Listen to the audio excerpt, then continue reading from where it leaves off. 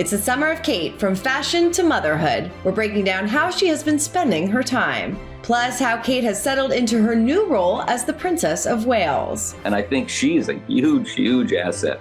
And some people feel that maybe she's too perfect. You know, that's the only criticism that I've ever really heard. And have relationships been mended between she and the Sussexes?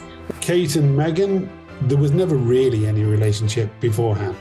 And, you know, you'd struggle to find many pictures of just the two of them together. We've got that plus so much more in today's Royally Us. Hello to our fellow royal lovers and welcome to Royally Us. Since the summer is coming to a close, we thought it would be fun to take a look back at all the highlights that the Princess of Wales has had this summer. From fashion to motherhood to Wimbledon, we are breaking it all down in today's Royally Us. All right, well, let's get into our royal roundup and kick it off with how Kate has been spending her summer, and it has been a lot of big events. Let's talk about our favorite of the summer, and it has to be Wimbledon. We love when Kate steps out at Wimbledon, and this year she really did bring it, and she actually dressed in a way to give a nod to the game. So she stunned in a yellow-green number by Self-Portrait on Saturday, July 15th, wearing a tweed jacket and matching flowy skirt. The green hue even perfectly matched a tennis ball. Now she coordinated her game-appropriate look with a pair of pearl earrings and beige handbag. Now she was previously stepped out at the match on July 4th, where she sat in the royal box next to Roger Federer. As we know that they had a game together where she was spent some time with the ball boys and things like that. So it's been a lot of fun tennis moments for Kate this summer. But that's not all. She was also showing off her sporty side and supporting her husband, the Prince of Wales, at the Royal Charity Polo Day Guards Polo Club in Windsor on July 6th. Once the Princess of Wales exited the field, Kate met him and kissed him on the cheek, which was a very rare display of PDA. And his team went on to win 3-2, so it was a win for all of us. Seeing Kate and William have that really rare PDA moment was a lot of fun. So that was definitely a big moment this summer. Now, she also stepped out totally elegant at the Order of the Garter alongside Sophie, the Duchess of Edinburgh, this summer as well.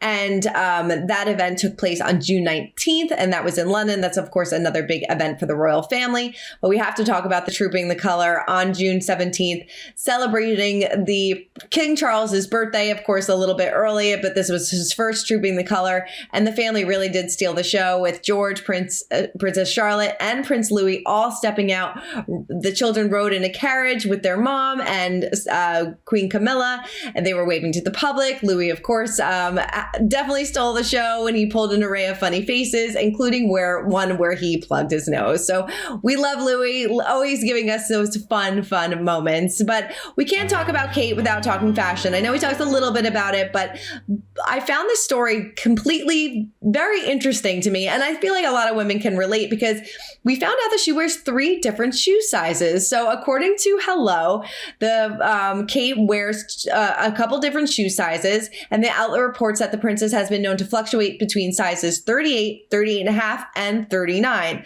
Now, she never really confirmed the reason for doing so, but it has to do with comfort. So her wardrobe includes closed-toe silhouettes from Jimmy Choo, Emmy London, which all offer different fits due to design. So it totally makes sense. But I think when people see the headline, Kate's wears 3 different shoe sizes, it's definitely going to grab some attention.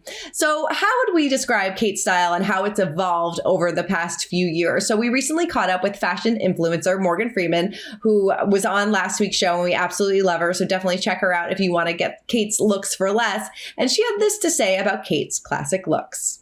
You talk about the way she carries herself and the way she dresses. How would you describe her style and sort of, I don't know if I want to say the aura, but like the way she carries herself? How would you describe that? Yeah, definitely.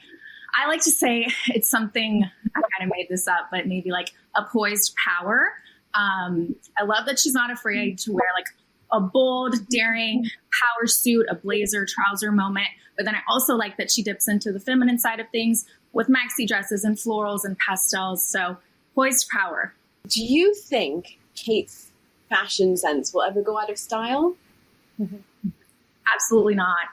I mean, I just think like the timelessness, the classicness of all of her looks. And I think that's actually why people are so drawn to her fashion. It's like she's an influencer without trying because it's timeless. I mean, I've recreated looks from 2012 that still apply today. And I honestly feel like they'll be in style 100 years from now just because they're classic, clean cut lines. And it's actually really funny because I feel like now classic is trending again, which I love.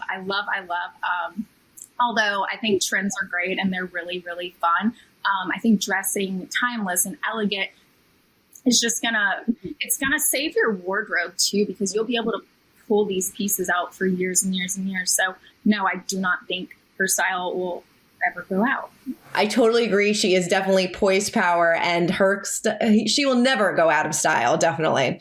All right. Well, almost a year ago, Kate went from Duchess Kate to the Princess of Wales following the death of Queen Elizabeth. So in the public, she's been taking on this role beautifully, but we wanted to know how she really feels about it and how she's stepping into this role. So we recently caught up with our friend Christopher Anderson, who broke it all down. We've seen William and Kate, the Prince and Princess of Wales, really step into new roles the last few days at Tripping the Colour, at Garter Day. What do you make of this? Are we seeing a new Prince and Princess of Wales, or are they just sticking to their old successful tricks?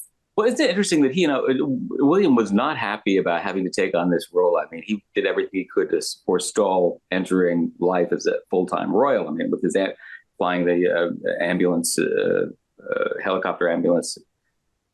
Which comes first? Yes, the medevac stuff up in northern England and Wales, and he was very reluctant to take on the burden. But I think that they, if they're unhappy, they're doing and upset about the situation with Harry, for example, and the position that they're put in, which is to have to carry a much heavier load, as it were. They're doing an awfully good job of disguising it. I mean, I've watched him for years, and I think he looks genuinely happy and content, and I think she's a huge, huge asset. And some people feel that maybe she's too perfect. That's the only criticism that I've ever really heard of her. And no, I think that they really have stepped up. Now they have the help from Anne and from Edward and Sophie, but aside from that, and of course Camilla's a workhorse too, and the king has stepped up. I mean, for example, the Trooping the Colour. I mean, he's insisting on riding the horse. I mean, that didn't surprise me because the horses are a big part of their life. What surprised me how long it has been since we've seen them, because I just had this idea that the Queen was on horseback almost all, because she reached her 90s. But in fact, it was back in 1986, I believe, was the last time she rode, side saddle on a horse. But that's all very symbolic, and I think when you look at the family again on the Buckingham Palace balcony, you get a sense that they are just trying to let all the distractions, fade away and focusing on doing the job. But of course, we can't talk about the royal family without talking about a little bit of drama. So let's spill some royal tea, because as we know, goes without saying, there has been some tension between the royal family, between the Sussexes and the Wales. But we wanted to know if there was any progress. So we recently caught up with Nick Bullen, who is the editor-in-chief of Reality TV, about the status of Kate and Meghan's relationship. Take a look. Do you know if there's been any sort of communication between William and Harry, or Meghan and Kate at all, or the lines of communication are off there? My understanding is there have been no discussions between Harry and William. Mm-hmm. That is absolute radio silence. It's a very big void. And no one that I'm talking to seems to see a way that those two are going to have a rapprochement. Kate and Meghan, there was never really any relationship beforehand. And, you'd struggle to find many pictures of just the two of them together. There was that moment at Wimbledon, and that's about it. So I think they have no need to speak to each other. And I think, after Harry said so much about Kate in Spare and about Camilla, the extended family, his stepmother, his sister-in-law, all of those people, none of them really feel the need to follow up with a conversation. I do know that the King and Harry have spoken, and the King is doing all he can to try and keep lines of communication open. but I think it's very much between the King and Harry, and that's about it at the moment.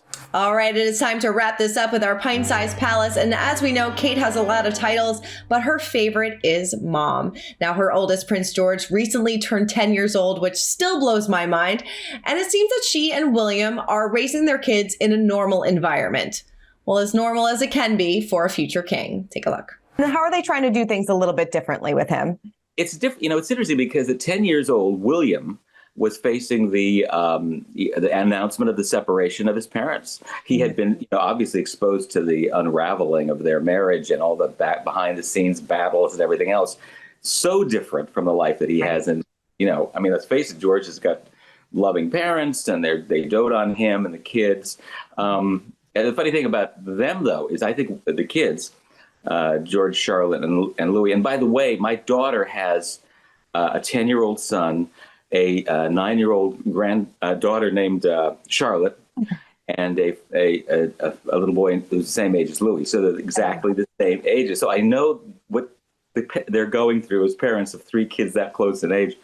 But, we've seen more of them in the last, 14 months or something than we ever saw during their entire lives. I mean, there was the Jubilee, then the Queen's funeral, then the coronation.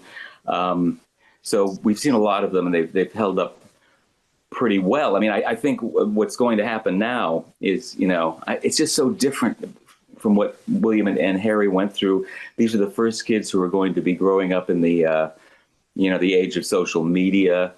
Yes, the paparazzi are still there, but so are people who have their phones, and can take pictures. And so the intrusions on their privacy are just going to be that much greater. So that they have to walk this line, William and Kate do, of, protecting the kids' privacy, trying to make sure they grow up as normal as they can, but also giving the British people and the world what is required of them, which is visibility. I mean, they're the symbols of the British, monarchy. And so it's I think they're doing a great job. That's why they went to Windsor. I mean, they can be in Kensington Palace or in the middle of London. Obviously, that wasn't going to work. So in Windsor, the kids are all going to the same school, Ladbroke School, which is, it's wonderful to have them all in the same school. Again, I know this because of my grandchildren all going to the same school. And they can have a kind of a hands-on approach as parents, and behind the scenes just try and give them a great, even keel kind of upbringing. All right, well, that is it for this week's episode of Royally Us. I hope you enjoyed our episode completely dedicated to Kate. I decided to change it up a little bit and show our appreciation for the Princess of Wales. So definitely keep commenting, keep subscribing, and we'll see you guys next week. Bye. For more news, content, and exclusive interviews, make sure to hit the sub, like, and bell button down below and visit usmagazine.com.